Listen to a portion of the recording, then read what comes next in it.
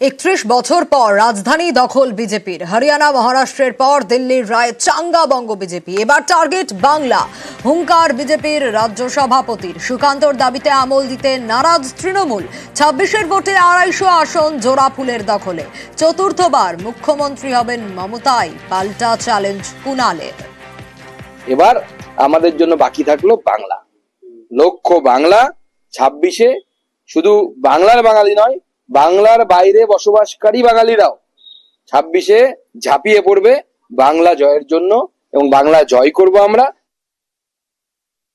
2026 সাল বিধানসভা নির্বাচন পশ্চিমবঙ্গে হবে এবং তৃণমূল কংগ্রেস অন্তত 250টি আসন পাবে এবং চতুর্থবারের জন্য মুখ্যমন্ত্রী হিসেবে শপথ নেবেন মমতা বন্দ্যোপাধ্যায়। দিল্লির ব্যাপার দিল্লিতে, তার কোনো প্রভাব এখানে পড়বে না।